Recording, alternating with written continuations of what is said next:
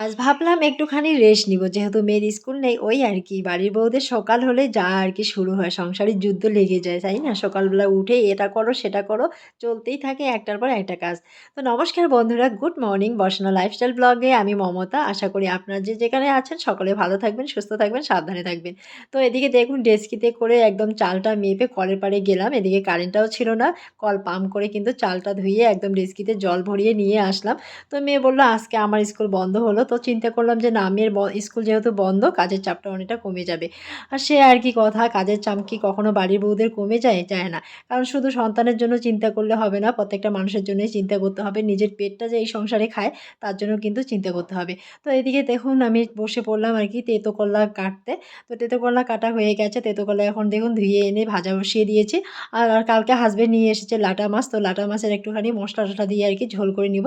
চলুন মিনি ব্লগটা ভালো লাগলে অবশ্যই লাইক করবেন, কমেন্ট করবেন, শেয়ার করবেন।